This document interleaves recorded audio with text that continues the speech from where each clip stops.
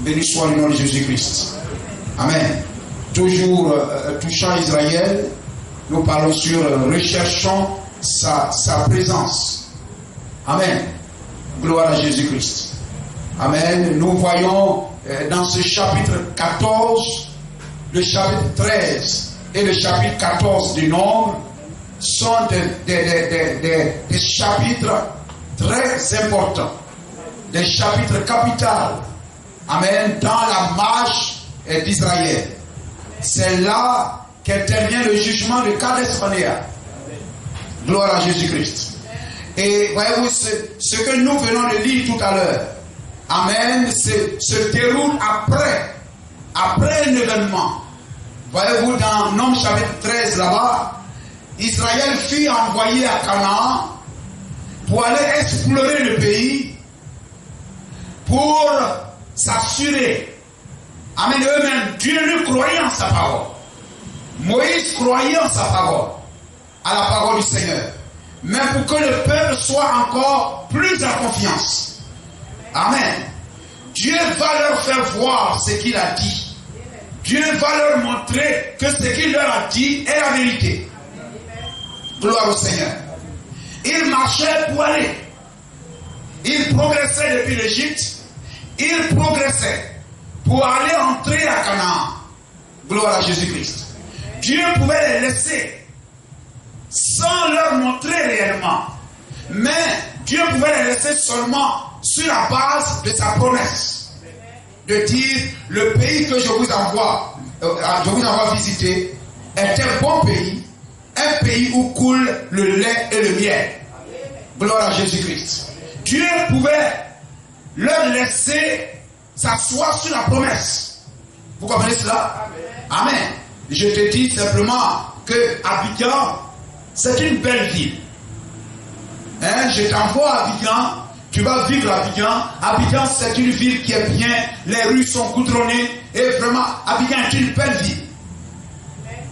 Amen. Tu crois en moi. C'est pourquoi tu es sorti de l'Égypte pour me suivre. Et dans Jérémie chapitre 2, là où Israël était fiancé, et Israël m'aimait lorsqu'il me suivait dans le désert. Et Dieu pouvait les laisser comme cela.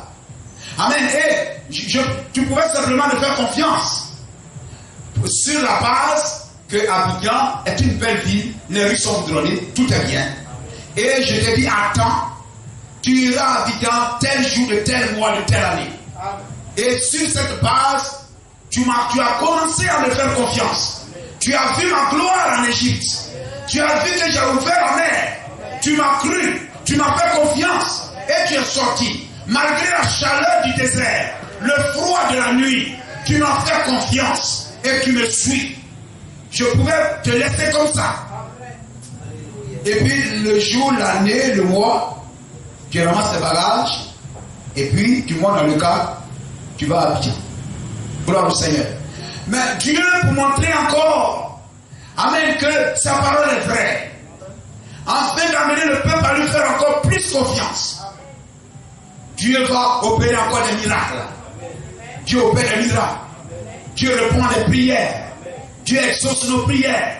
Il opère des délivrances. Il nous montre des signes, afin que nous puissions lui faire encore plus confiance. Amen. Alors il dit, bon, demain, tu iras avec moi à Abidjan. On va aller à Abidjan, je vais faire une course, tu vas aller avec moi. Et puis tu vas voir comment le Abidjan est bien. Et tout joyeux, bien sûr. Amen. Amen. Tu vas aller. Et tu vas voir que les rues sont goudronnées. Tu vas voir que les gens sont nombreux. Et tu vas voir qu'il y a des grandes maisons qui n'en ont même pas ici. Amen. Et tu vas même voir que Abidjan est moins cher que même nos marchés ici. Gloire à Jésus-Christ. Amen. Et alors, tu dois, si cela me fait confiance, que ce que j'ai dit est vrai. Amen. Mais lorsque tu vas arriver, tu vas dire non, Abidjan est cher. Oui, tout ça c'est vrai, mais Abidjan est cher. Abidjan a trop d'embouteillages. Les maisons sont chères. Amen. Et toi, tu vas voir choses. Or, c'est pas ça, moi, je te montre. Ce que je te montre, c'est qu'Abidjan est bon. Mais quand toi, tu arrives là-bas, ce que tu regardes, ce sont ces côtés-là.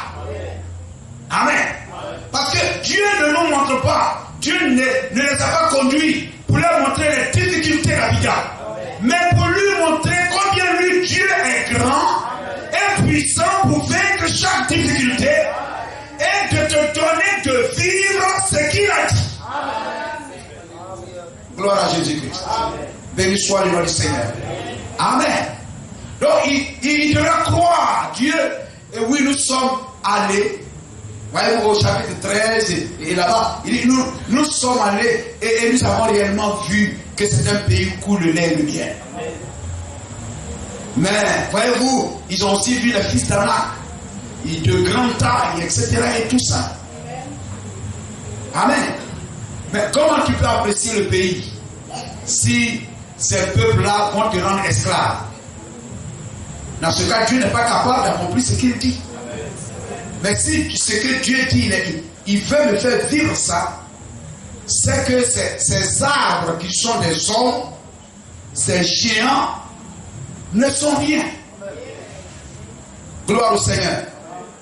Je dois faire confiance à celui qui m'a dit que c'est un bon pays où coule le lait et le miel. Amen. Bien sûr, amen, il ne t'a pas parlé de cette difficulté parce que lui il est plus grand que cette difficulté-là. Vous comprenez cela? Gloire à Jésus-Christ. Et voyez-vous, c'est juste.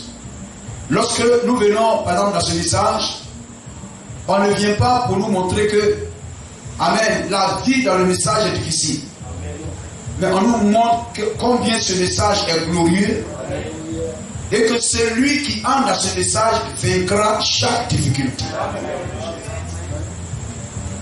Amen. Oui, combien, on ne nous montre pas combien la maladie est grande, combien mon problème est grand, mais combien Dieu est plus grand que le problème. Combien Dieu est grand, plus grand que le problème. Gloire à Jésus-Christ. Ainsi, lorsque je vois les difficultés, je dois croire que celui qui m'a appelé pour me donner le pays est plus grand que ces problèmes-là. Et il a une porte de sortie. Il a un remède pour ça. Nous comprenons cela? Béni soit le nom de Jésus-Christ. Amen. Et voyez-vous, lorsque ils sont allés explorer ce pays, amen, ils ont vu ce que Dieu a dit et ils ont vu ce que Dieu n'a pas considéré. Dieu savait cela, mais amen, Dieu les a fait voir ces choses. Ils devraient simplement faire confiance à Dieu. La foi devrait aller au-delà. Alors ils savaient que le pays est vrai. Amen, le pays est réel. Amen. Et que, amen, Dieu est capable de leur donner tout ce qu'il a dit. Mais il regardait aux difficultés qui étaient dans le pays. Vous comprenez cela? Il regardait aux difficultés qui étaient dans le pays. Et les difficultés qui étaient dans le pays. Et que pour Dieu, ça, ce n'était rien. Et que même c'était pour les mettre même à l'épreuve. Pour savoir s'ils font confiance à Dieu. Amen. Alléluia. Ils ont échoué sur ce terrain-là. Vous comprenez cela? Donc Israël entre dans le pays, ils explorent le pays. Il dit le pays que nous avons exploré est réellement un bon pays. Amen. Et frère, le message que nous avons étant le pays, par la prédication de la parole, nous avons exploré le pays. Vous comprenez cela? Nous explorons le pays message. Amen. Par la prédication de ce message. Lorsque le message nous est prêché, le message nous fait promener dans le pays pour nous faire voir combien le message, le pays est bon. Gloire à Jésus-Christ. Amen. Et nous devions faire confiance à Dieu. Si nous savons seulement que le pays est bon, le pays est réel, ne considérons pas toutes les autres choses. Ne considérons pas les autres choses. Il y avait les Amalécites Mais Dieu ne tenait pas compte de cela. Il y avait les Sanakites. Dieu ne tenait pas compte de cela. Le territoire que Dieu leur a donné à prendre possession, les ennemis même habitaient, ils devaient les chasser, amen, pour prendre possession. Dieu ne leur a pas parlé de ces choses. Parce que Dieu sait que s'ils lui font confiance, amen, tout est possible à celui qui croit. Amen. Tout est possible à celui qui croit. Béni soit le nom du Seigneur. Et ils devaient simplement les chasser. Mais lorsqu'ils sont rentrés, ils ont vu ces grandes choses, frère. Nous avons prêché sur ces choses, prêché sur ces choses, c'est prêcher sur ces choses. Et il est bon de nous rappeler de ces choses. Lorsque nous entrons dans le message, lorsque vous allez, par exemple, aller rendre témoignage à quelqu'un pour lui parler du message, vous n'allez pas lui dire que dans notre pays, on ne porte pas mèche. Mais dans le pays, on porte mèche. Et on ne porte pas mèche du moins. Vous n'allez pas lui dire chez nous, on ne porte pas mèche. Si Dieu disait à Israël, là-bas dans le désert, lorsque vous allez arriver là-bas, il y a les gens, les géants, vous êtes comme des sauterelles à les yeux, ils peuvent vous écraser, etc. Ça pourrait produire chose. Amen. Donc lorsque quelqu'un vient dans le message, amen, il le comprend. Et ce qui est glorieux, c'est que tous ceux qui rentrent dans le message rendent témoignage que c'est un vrai message. C'est un bon message. Le message, c'est la vérité. Vous comprenez ça? Il n'y a personne qui, ayant même arrêté de venir à l'église, ou qui est sorti du message, ou qui s'est éloigné du message, la plupart du temps, la quasi-totalité de ces personnes qui étaient hier dans le message et qui aujourd'hui ne le sont pas, ne vous diront jamais le message, là, c'est pas la vérité. Ils vous diront toujours que c'est la vérité. Que c'est vraiment la vérité. William Branham est vraiment un bon et un grand prophète. Mais alors pourquoi ils ne sont pas dans le message? Amen. Dieu leur a promis que c'est un bon pays. Eux-mêmes sont entrés. Ils sont ressortis. Ils disent à la vérité, c'est un bon pays. Mais pourquoi sont-ils morts en dehors du pays? Amen. Dieu a dit c'est un bon pays. Vous êtes allés, vous avez vu que c'est un bon pays. Mais ça devrait s'arrêter là. Mais pourquoi sont-ils morts en dehors du pays? Béni soit le nom du Seigneur. La vie, le royaume des cieux est forcé. Et c'est les violents qui s'en emparent. William Branham nous dit, amen, lui qui nous a apporté ce glorieux message, pour nous montrer comment ce message est glorieux, on a lu comment puis-je vaincre, etc., ce joli verset que nous avons lu. Mais le même prophète dit, amen, Dieu ne nous a pas appelés à un pique-nique. Dieu ne nous a pas appelés à un pique-nique. Gloire à Jésus-Christ. Amen. Si toutes ces personnes qui disent le message est un bon pays, etc., beaucoup de ces personnes voulaient avoir le message et avoir aussi le monde d'une main.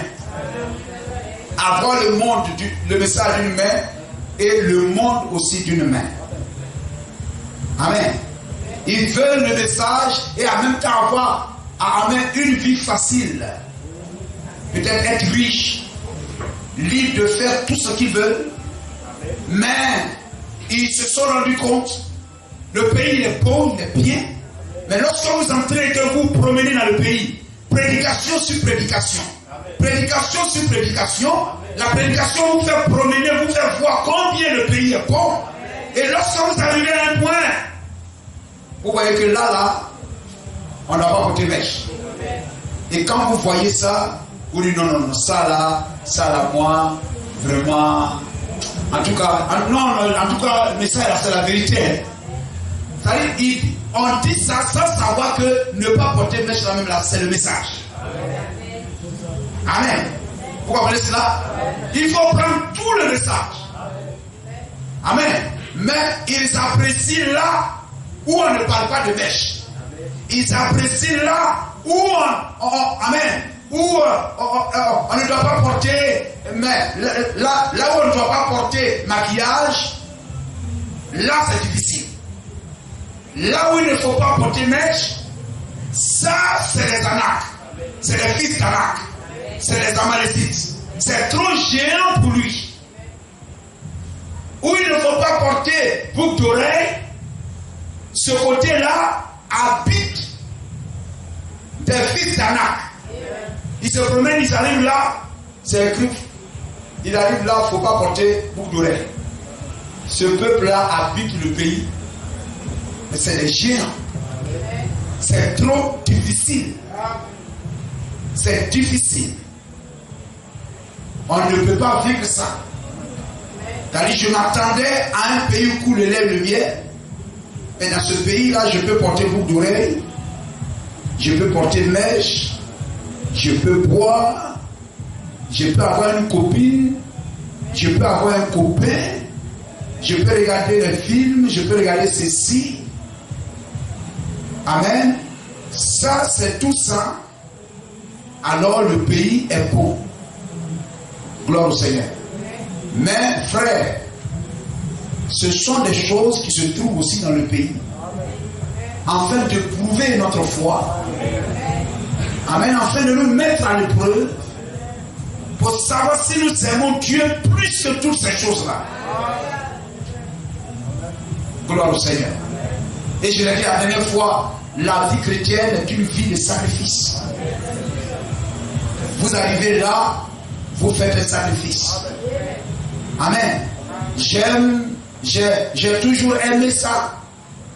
Mais, puisque j'aime Dieu, et que la parole de Dieu est contre ces choses, je fais le sacrifice de ces choses-là. J'abandonne ces choses-là. Ces choses étaient possibles. Tout est permis. Mais tout n'édifie pas. Tout n'est pas utile. Je laisse ces choses-là. L'apôtre Paul dit, à cause de Christ, de ce grand salut, amen, je fais de ces choses une application à mon corps et à ma vie. Amen, frères et sœurs. Gloire au Seigneur.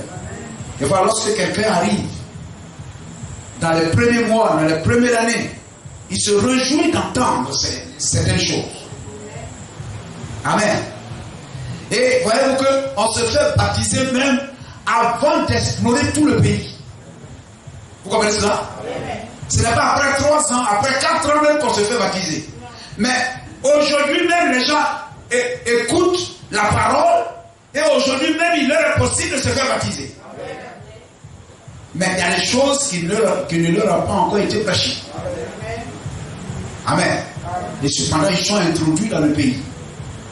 Et lorsqu'ils se promènent, ils voient qu'il y a telle chose qui est difficile. Il y a telle chose qui est difficile. Il y a telle chose qui est difficile. Amen. Mais là aussi, c'est notre part, c'est notre contribution. Amen. C'est notre part aussi. C'est là aussi, nous aussi, on doit montrer à Dieu que nous l'aimons. Amen. Et puisque, voyez-vous, le diable, amen, pousse certains. Et voyez-vous, partout il y aura, amen, des gens qui amèneront un évangile facile. Voyez-vous, lorsque, dans Nombre 14, verset 4, vous prenez Nombre 14, verset 4, il disait là-bas, voyez-vous, nommons-nous un chef pour nous retourner en Égypte. Amen. Nommons-nous. Mais en même temps que tu dis Amen, je veux que tu entres dans le fond de ton cœur. Amen. Et que tu vois ta vie de sacrifice. Ta part de sacrifice. Tu demandes à Dieu de faire ceci. De te donner le pays. De mettre le pays à tes pieds. Mais pendant ce temps, qu'est-ce que tu fais? Quelle est ta vie? Quelle est ta condition? Quelle est ta marche? Gloire au Seigneur. Comment tu marches? Les gens disent Amen, c'est très bien. Les gens sautent en l'air. Gloire au Seigneur. Les gens même peuvent venir jusqu'à la chair, taper la chair et tout ça. C'est très bien. Gloire au Seigneur.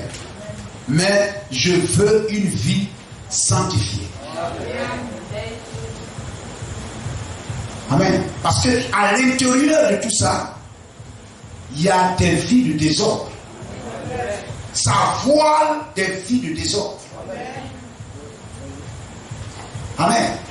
Et qu'est-ce qu'une personne menant une vie de désordre, qui se retrouve à la chair, criant Amen, prêche? Qu'est-ce que cela représente aux yeux de Dieu? Est-ce que Dieu continuera toujours à regarder cette chair, cet autel? Non.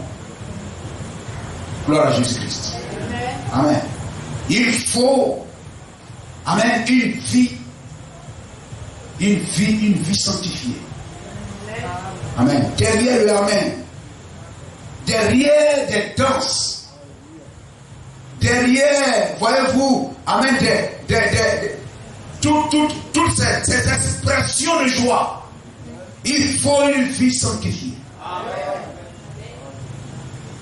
Amen. Nous avons l'habitude de dire, frère Branham a dit, frère Branham a dit. Mais l'heure vient où il faut vivre comme frère Branham a dit. C'est ce que Dieu regarde, frère. Est-ce que nous comprenons cela? Il faut vivre comme frère Branham a dit. Il faudrait que ce que frère Branham a dit se fasse chair en nous. Je suis dans le message. Je suis dans le message. Mais il faut vivre comme quelqu'un qui est dans le message. Amen. Nous comprenons cela. Parce que beaucoup de personnes qui sont venues passer des temps où nous visiter, etc., sont venues par le regard, les yeux. Ce que notre habillement, notre apparence, etc. Gloire à Jésus-Christ. Frères et sœurs, nous ne sommes pas venus à une vie de bébés gâtés. Israël voulait être des bébés gâtés à Canaan. Mais Dieu ne les a pas appelés à être des bébés gâtés. Dieu leur a donné le lait dans le désert. La manne descendait, il têtait à la mamelle de Dieu, à la mamelle du ciel. Voyez-vous, la manne était comme du miel, quelque chose de blanc, quelque chose comme cela. C'était le lait qu'il suçait du ciel. Amen. Il n'avait pas à travailler, etc. L'enfant n'a pas à travailler, etc. Or, il y a une parole qui est sur cet enfant, qui est sur ton pied. Tu mangeras la sueur de ton front. Tu remoissonneras ton salut. Tu auras ton salut à la sueur de ton front. N'est-ce pas? Amen. Il est là, l'enfant, il est là, il tête. Il est content, il est là, il crie. On lui donne les têtes. Tais-toi. Oui, on tape ses fesses, etc. Mais il y a sur lui la même parole qui est pour toi et sur lui. Il ne s'est pas écrit quelque part, tu t'aideras. Tu vivras en t'aidant. Mais tu vivras la sueur de ton front. Donc un jour vient où cet enfant doit quitter la mamelle. C'est-à-dire quitter la vie facile du désert. Israël voulait que ça continue comme ça. Mais quand Dieu t'a appelé, c'est pas, il ne t'a pas appelé au désert. Il t'a appelé à Canaan. La fin de la marche, c'est Canaan. Et lorsqu'ils sont entrés à Canaan, le lendemain de la Pâque, de la première Pâque, la manne a cessé. Or, la Pâque, c'est l'ouverture d'une nouvelle saison. La Pâque ouvre une nouvelle saison. En Israël, c'est autour de la Pâque que commence la nouvelle année. C'est une nouvelle année qui commence. C'est une nouvelle saison qui commence. C'est-à-dire que l'enfant change de dispensation. C'est un changement de dispensation. C'est un changement de nourriture. L'enfant passe de la nourriture de lait du désert à la nourriture solide de Canaan. Amen. Cela montre que tu dois travailler. Tu dois te battre. Tu dois affronter les difficultés et manger la sueur de ton front et vivre la sueur de ton front. Gloire au Seigneur. J'ai écrit un message sur cela. Amen. Quelquefois, je regarde, puis il y a comme une image. Vous savez, quelquefois dans l'église, on est content Vous savez, lorsque Dieu frappait l'Égypte, Israël était content. Moïse était célèbre. Hein? Quand Dieu frappait les Égyptiens, Dieu ne les frappait pas, ils étaient bien. C'est-à-dire Corée était. Corée est en Égypte, non? C'est-à-dire lui, on devait le frapper même en Égypte là-bas. Les Datans, les Abiram devaient rester là-bas. Et pendant que Dieu frappait les Égyptiens, les premiers-nés, Corée était tranquille, Datan était tranquille, Abiram tranquille, ces 250 anciens, amen, et toutes ces choses, ces révolteurs, ces rebelles-là, ils étaient tranquillement sous le sang, ils étaient tranquilles. C'est-à-dire ça, c'était les bébés. Dans le désert, ils étaient encore bébés, ils ont grandi un peu. Mais en Canaan, c'est une nouvelle saison. C'est-à-dire, la Bible dit dans Apocalypse chapitre 10, verset 9, la parole sera douce dans ta bouche, mais te fera mal dans tes entrailles. Amen. Partant du désert, la bouche, la mer ouvre sa bouche, ça rentre dans la bouche du désert, etc. Tout est bien. Mais lorsque ça va là où ça doit aller, ça arrive dans le ventre, à Canaan, les difficultés commencent. Vous comprenez cela? Amen. Ça commence par la bouche ici. Désert, Égypte, désert, tout ça c'est la bouche. Mais quand ça arrive à Canaan, amen, dans la bouche, on dit amen, amen, amen, amen. Mais lorsque la parole doit travailler notre vie, la parole doit se dégager dans notre comportement. Amen. Gloire au Seigneur. C'est comme un médicament chaud ou bien quoi. Un médicament chaud, vous avez chauffé des tisanes, mais je ne sais pas quoi. Et puis vous avez bu. Votre corps était bien, il n'y avait pas de sueur et tout ça. Mais quand vous avez bu, c'est rentré dans votre ventre. Vous n'avez pas versé ça sur votre corps. Vous avez versé ça dans votre ventre. C'est rentré, quelquefois même c'est tout dans la bouche et tout. Quand ça arrive à l'intérieur, vous allez voir les minutes ou bien quoi qui vont suivre. Il y a la sueur qui sort sur les portes, dégage de la sueur, etc. C'est ça. La parole rentre dans la bouche, c'est tout. C'est tout. Amen. La parole est comme du miel sur le rocher. C'est tout. Mais quand ça arrive à l'intérieur, où maintenant l'intestin et tous ces mécanismes, etc., l'estomac doit travailler tout ça. Pour que maintenant ça entre dans les muscles, dans les veines, dans les muscles, etc., partout. Visiter et imbiber chaque partie du corps. Ça devient difficile. Et quelquefois, voyez-vous, lorsque on prêche et que on parle, voyez-vous, quand Dieu frappait les Égyptiens, Israël était très content. Dans le désert, Dieu dit passez ici. Hein? Mais dans le désert, Dieu ne disait pas passer ici. C'est eux qui devraient prier Dieu et puis eux-mêmes disent nous passons ici. Mais dans le désert, c'est Dieu lui-même qui disait passez ici. Passez ici. Ne passez pas passez par moi. Ne les combattez pas. Je ne vous donne pas ce territoire. Je l'ai donné au fils d'Ésaü. Passez par ici. Passez par ici. Mais quand il entre à Canaan, ça devient une marche. La marche du vainqueur. Pour montrer que l'enfant est mûr. Eux-mêmes, ils sont mûrs. Gloire au Seigneur. Alors Josué peut dire, mais Israël, pourquoi négligez-vous à prendre possession du territoire? Mais après, il s'attendait dans le désert. Non, Dieu devait nous dire quand est-ce qu'on devra aller combattre, et puis où combattre, quel on doit partir, et puis qui doit aller devant. Et puis ils allaient nous dire, c'est Judas. Voilà, comme ça, on sera bien.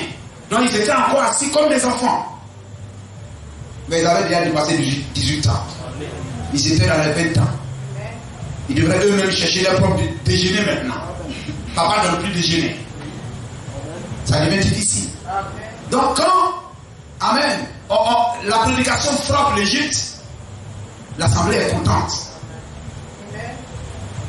Quand la prédication frappe les dénominationnels, vous allez voir les frères, on est content, on saute en l'air. Oui, c'est la vérité, prêche. C'est ça. Parce que la prédication frappe les dénominationnels, ça frappe les Égyptiens, Ça frappe les mondains, etc. Aussi longtemps que vous ne touchez pas au péché de l'Assemblée. Vous ne touchez pas à la vie des membres de l'Église. Vous ne touchez pas à la vie des gens. L'Assemblée est content, on acclame, on est content, etc. Frère, ça, la prédication n'est pas dirigée au bon endroit. C'est juste. Gloire au Seigneur. Amen. C'est pourquoi, voyez-vous, Amen. Je prêche un peu bizarre parce que au lieu de prêcher bénédiction, tu seras béni, tu seras béni, tu seras béni. Ça, c'est le lait. Amen. Mais l'enfant de Dieu lui-même doit rechercher sa bénédiction. Par la prière, par le jeûne, lui-même doit rechercher sa bénédiction. Parce qu'il est maintenant mature. Il est mûr. Il est adulte maintenant. Gloire à Jésus-Christ. Béni soit le nom du Seigneur. Amen. Oui, soyez bénis. Soyez bénis. Soyez bénis. Soyez bénis. Amen. Quelquefois on dit Dieu ne dit pas. Amen. Quand la prédication touche les dénominationnels, quand la prédication touche on parle des catholiques, on parle des dénominationnels, etc. On est content comme ça. Mais pourtant, nous-mêmes, on est assis dans l'assemblée, on fait pire que eux. C'est la vérité. Amen. Amen. Quelquefois, on est assis là dans une attitude catholique. On ne prie pas. Et puis, cependant, quand on va parler des dénominationnels, nous aussi, on est content. Amen, c'est la vérité. Pourtant, eux, ils vont prier chaque fois, compter les chapelets, etc. Toi, tu comptes quoi? Amen. Ils sont tout le temps devant la statue de Marie. Toi, tu es devant quelle statue? Amen. C'est ça. Quelquefois, quand je regarde à cela, je crois que c'est avant-hier, quand j'étais assis là, c'est venu dans ma tête. Il dit, mais écoute, lorsque Dieu frappait les Égyptiens, Israël, Corée était content. Quand il ouvrait la mer, Corée était content. Mais quand on arrivait dans le désert, il n'y a pas concombre, il n'y a pas ail, il n'y a pas pain, il n'y a pas foutou, il n'y a rien ici. Amen. Toujours prédication difficile. Toujours prédication difficile. Soleil de prédication. Froid de prédication. Mais qu'est-ce que c'est lui? Tout ça, c'est la préparation de Dieu. Amen. C'est l'enfant sous les mains d'un tuteur. Afin qu'il parvienne à un enfant majeur, à un enfant mature. Gloire à Jésus-Christ. Et frère, c'est important. Amen. On crie, on dit amen, on sort, c'est très bien. Mais pour que Dieu soit heureux, il faut qu'on vive bien. Amen. Les sœurs